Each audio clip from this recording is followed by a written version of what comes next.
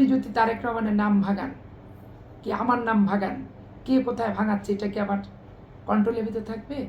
তো যুব দলের নেতা না, পদ না, পজিশন না, সমর্থক না, নাম দিয়ে বললো আমি যুব দল। আমরা তো চাই যে পুলিশ অ্যাকশনে যাক, যে কোনো ঘটনা ঘটার আগে টের পেয়ে হয় ঘটনা বন্ধ করুক, আর না হলে ঘটনা ঘটে গেলে সাথে সাথে আসামি ধরুক।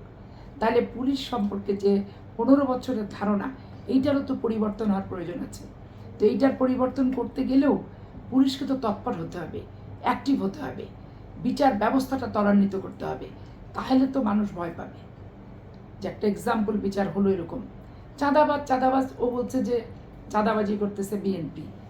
প্রথম আলোর আপনি 4 দিনের প্রথম আলো 4 দিন আগেরটা পড়বেন, এখানে কারেকশন আছে প্রথম আলোর, যে হচ্ছে যে আপনার দিনাজপুরের ঠাকুরগাঁর এর কথা যুব দলের নাম দিয়ে বলা হলো, তারা যুব দলের সদস্য পদ নেই, যুব দলের নাম বলে দেওয়া হলো।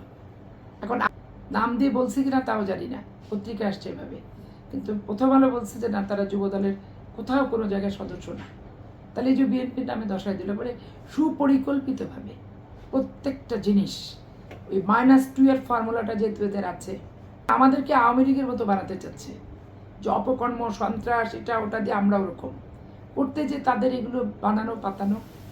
এবং ওই যে 2 বন্ধু মিটফোর্ডের যে ঘটনা, এর সাথে যে এরাই জড়িত না, সরকারের কোনো সংস্থা বলেন কিংবা এই যে তাদের এই দলগুলি যে ইন্ধন দিয়ে হত্যাকাণ্ড ঘটায়, যেহেতু তারা সমর্থক, বিএনপির দাবিদার যে সমর্থক, এই ঘটনাটা করে বিএনপির ঘাড়ে দোষ চাপানোর একটা ব্যাপক